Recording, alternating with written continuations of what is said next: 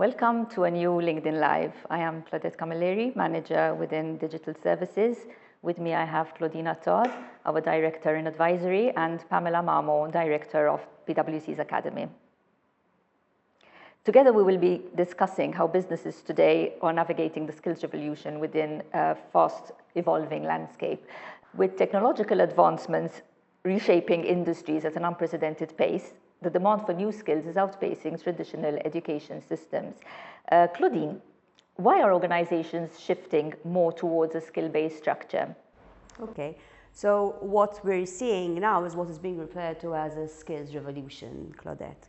And this is essentially a new operating model for work and workforce, which companies are adopted, which shifts the focus more onto a person's skills and competencies rather than the traditional degrees that somebody has, or their job histories, or the job profiles themselves. Now, this is being driven by a number of factors. Obviously, primarily are the shortages in the labour market and the struggles that businesses are facing in trying to find talent. There is also obviously the dynamic market that we're operating in terms of obviously new jobs that are needing to be created, while others that are becoming redundant as a result, for example, of the green transitions and digital transitions also. In addition to this, obviously, and linked to the labour shortage I mentioned earlier, having a skills-based approach also enables businesses to widen their talent pool. And obviously all this is being enabled also through technology that is enabling companies to be able to map the skills that their employees have with what is required. And we're seeing this sort of trend evolving. In fact, there are a number of studies also that are being conducted and thought leadership that is being issued. And in fact, PwC, even together with the World Economic Forum, in 2023 issued a study called Putting Skills First, where in fact they assessed what is the impact going to be likely to be of moving to a skills-based organization, and also what measures can be taken both at a policy level but also by organizations themselves, and also then case studies of what is happening. And we're seeing this use of skills-based approach across different parts of the employee life cycle. So, for example, even starting off from recruitment, okay, where companies are assessing candidates on the basis of what skills they have, rather than how they have obtained those skills also. So, for example, through micro-credentials, for example, rather than the more traditional degrees, etc. We're seeing it also when it comes to talent development and performance management, for example. Okay, so incentivizing employees to be developing their skills in those areas that match more where the company is going in terms of its strategy. And obviously, even in terms of where it is mostly being used also is in the redeployment of employees also from one role to another, depending on company needs. And are you seeing this shift happening locally as well? Okay, so maybe we haven't seen the full extent so much of skills-based organizations sort of across all the employee life cycle, but what we are definitely seeing is more focus on competencies and companies developing their competency framework, which essentially is are the skills, knowledge, abilities and personal attributes that employees need and have for particular roles. This is also helping them to develop even the company culture, so linking this also to the values of the organization. So there are certain competencies which are essentially the core behaviors that companies are expecting from their employees, and this ensures that there is alignment across the organization. There are also then the job-specific competencies, and even though they are called job-specific, I think what is key here is that most of them are also transferable from one job to another. Okay, so companies are developing these competency frameworks, but not only to have them there, but also linking them to different, again, components of their employee life cycle. So using them both for recruitment purposes, okay, so to assess their candidates, to develop them, etc. And there's a process that they need to go through to be able to do this.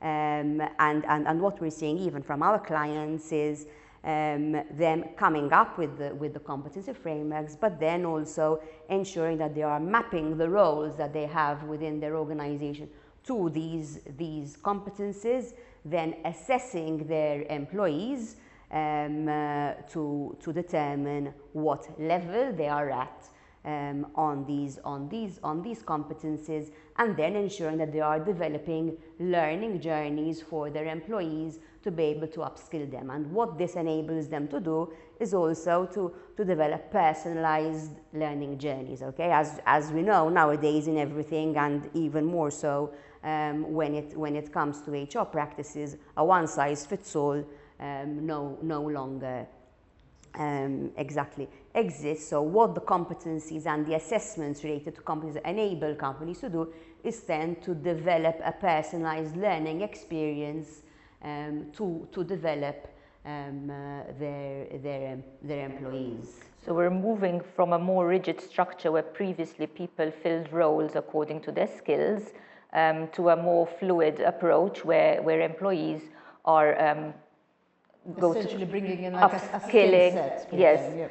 And also having the opportunity to tap into other areas of the business, so not just being fixed in one role for the whole duration of their employment. Exactly, it has benefits for the company, obviously, because it enables the company to be more flexible and agile in meeting meeting its needs. So, for example, you know, as I said, redeploying people from one area to another, but also from the employees themselves, also ensuring that they are able to really maximize their capabilities. Exactly, and to support the organization with the best use of their skills. A question for you, Pam. With any workforce transformation, such as this, comes the right technologies to support the transition. How is technology being used to aid a skill-based organization? So I think when we, as Claudine rightly put, it's a different way. It's a transforming the way we think of talent, rather than in a rigid job role description to a more talent and skills-based. So that transformation has, in my opinion, has to be seen throughout the employee life cycle. It's when an employee joins the firm, if we want to manage the talent and the skill set of that employee, we need to see how that talent is going through the whole employee life cycle. And during the entire employee life cycle, the employee will be having different touch points with different technologies during that entire life cycle.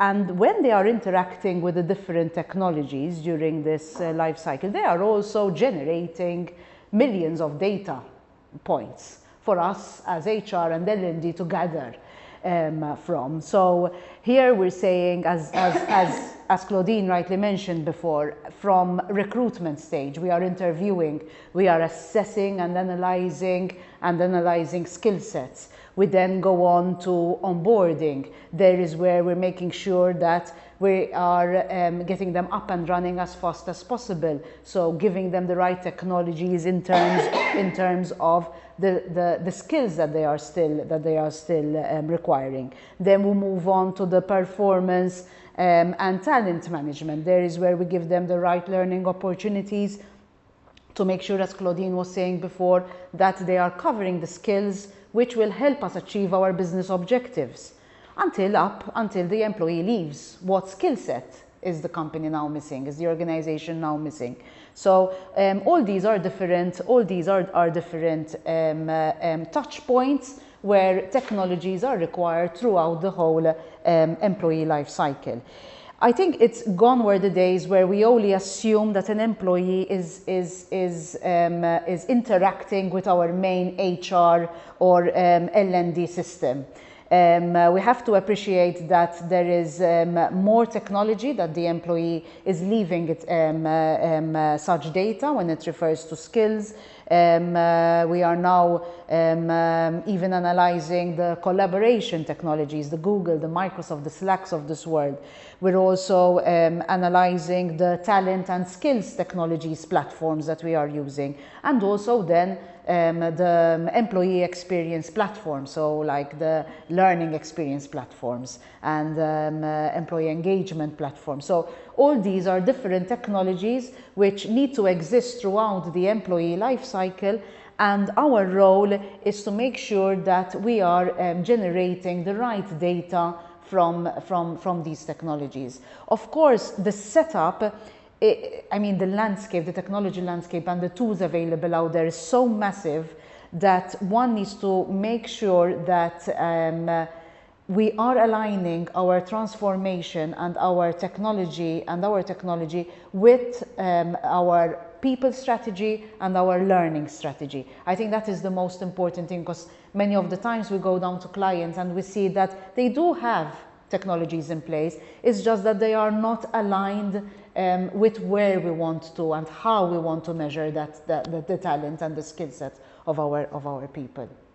And also not only linking to the people strategy and learning strategy, but also to the business strategy. Okay, so when we're thinking about what skills we need as an organization, what is important is not only to think of today, but even of the future. Now, obviously, where the company is going. Exactly. So, for example, even as HR professionals, what we are recommending to our clients, that the HR function needs to be also at the center of the business strategy to understand where the company is going. So, for example, is it embarking on digital transformation? How is this going to be impacting the jobs the roles that it has within the organization, and therefore the skills? You know, so not thinking only of the current requirements, but ensuring that the skills-based approach is also future-proof. So basically, we're looking at the whole business holistically. We're not looking at just the HR part, just the business goals. It's basically bringing everything together to ensure that everything is aligned. It's aligned ultimately to the business strategy, as Claudine was saying. So the skill set and the competency frameworks that we were mentioning before all need to be aligned to where what we're trying to achieve business-wise. And also using, because you asked about technology, so technology also in terms of a skills-based approach is also being used to gather what the skill set of employees are, and even to match those skill sets to certain roles. Obviously, data can be collected nowadays, you know, with machine learning and AI, and especially for the larger organizations where obviously data can be very complex and unless it is properly analyzed, etc. But technology can really support in matching these skills to what is required for certain jobs. Let's also mention the funding which is available to businesses on this front in order to help the Digitalize Your Business scheme, which will help them during this transformation to ensure that they have the necessary technology in place in order to go through this transformation. I think that's a very valid point, Claudette, because business are not, let's take the HR and the L&D profit, they're not aware that the Digitalize Your Business scheme is also something that they can tap in for their learning and their workforce transformation. So that's something important, that there is this scheme that will also help within this area, that usually businesses are not tapping into such funds specifically for workforce transformation. Yes, because usually they would look at other technologies which assist in other areas of the business, but it's important for them to understand that it can also assist on the HR front. What changes are we expecting to see specifically in L&D to be able to support a skill-based organization?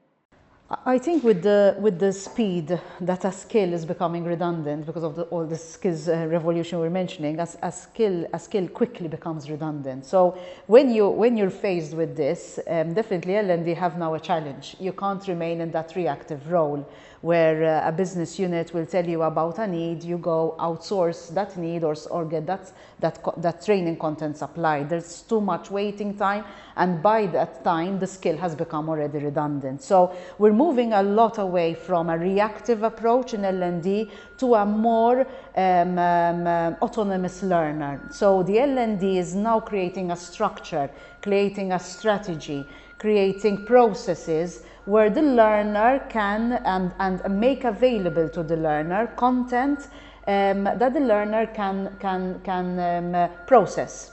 So the concept of that we use in K-12 education of flipped classroom also now starts applying in lifelong learning as well, where our role in L&D is to get the right strategy, the right processes, the right direction of what learning I require out of my employees, and then allowing the learner to have that autonomy to gather the learning that is required when and at what time he wants to do that. So I think that is the main feature in L&D: less reactive and more proactive, and more creating accountability and autonomy for the learner. Of course, now when we speak of L&D, we cannot not speak of technology impacting L&D as well. So we've been for years now discussing, the importance of digitalizing our L&D processes and gathering the necessary data from our learning management systems and our learning experience platform.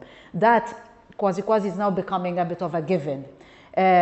Because now what we'll see is that we're already seeing that AI is impacting a lot the way we create, we generate content, and the way we disseminate that content. It's going to have a massive impact. It's going to make the L&D role a bit more efficient, more effective in terms of designing, developing content, and sharing that knowledge. We're also expecting AI to assist us with more adaptive and personalized learning approaches, because as we were saying before, everyone has a different skill set. So my learning needs to be different than yours, needs to be different than yours too. So that personalized learning is only going to be enhanced through the use of AI. Of course, the metaverse world is also going to be very present in L&D, and that will assist with experiential learning because we all want more enhanced learning experiences. And community learning will also feature somewhere there in the L&D landscape, because the willingness to learn from someone else who has a different skill set from me will be further enhanced. Again, I think we keep on repeating this, but the importance is to get the right L&D processes right in terms of which technologies to use. So that is where you always need to start off from having a proper learning culture and what applies to my organization and what applies to my employees. And adopting the right strategy for the business to meet the business goals ultimately. As well, yes, of course. But there's a lot about what counts for me as a business, what makes sense to me. I can learn in the evening, I can learn on the job, I need to learn off the job. There are so many differentiators when it comes to learning that adapting the right technology to meet my learners' needs. Remember that the main client in learning is the learner. So we really need to adapt around the learner's needs. So for the local HR and L&D listeners out there, what can organizations do in order to be better equipped to face the future? And how are we at PwC assisting businesses in this journey? Okay, so I would say the first thing is recognizing the need for change. I think that is the starting point, and maybe something else is also about, as I was saying earlier, which is key, aligning to the business strategy. Okay, so as Pam said, it's important to focus on the learner, but at the end of the day, we need to see what the ultimate goal is. You know, if it's a business, we want employees to be able to be productive. You know, we want to enhance our profitability. We want to grow, etc. And obviously, we need to do this through our employees and the experience also that we are providing employees, even in terms of their development and even their career progression within the organization. To continue a bit on Claudine, I think change in terms of L&D definitely, so not anymore a reactive but a more proactive approach, one that is more about sustainable learning, not just one-shot training programs, a more sustainable, a more infinite kind of learning with a growth mindset. And definitely embracing technology as an enabler to assist us in this skills revolution. And also something else which is key is using HR data. So first of all, ensuring that we are gathering the right HR data, but also then ensuring that we are analyzing it correctly and using it for decision making, also and to develop then, whether it's learning strategies, whether it's people strategies, etc. So I think what has been clear throughout the discussion today is that it is important to align HR strategies with the business goals, and also putting a structure into place as to how this is going to be executed. What are some key points that we want to take away from today's discussion? Okay, so for me it would be that organizations need to, first of all, recognize the need for change. I think that would be the first one. Secondly, to ensure that there is alignment with strategy, and to be future focused also. In terms of L&D, I would say to embrace technology and innovation in L&D. I think there's a big requirement for that, and to think of a more sustainable learning approach in terms of infinite learning and moving away from one-shot types of training programs. And also, if I may, the last one, I missed my... We can remain here until tonight. Exactly. Is to really ensure that they are using HR data, so collecting the data but really analyzing it and using it for better decision making and for developing their strategies, whether it's their people strategy or their L&D strategy, or employee experience strategy also. Thank you very much for your input today. In today's discussion, we have explored the journey which businesses are undertaking in order to adopt the skills revolution, from recognizing the need for change, as we've mentioned a number of times, understanding what the business needs, where they want to go, and implementing the right strategies in order to foster a culture of continuous learning and development. In this way, businesses can navigate this transformative journey and emerge stronger and more resilient in the face of change and competition. We invite you to reach out to our team for assistance on how we can help you navigate your journey. Thank you for following us.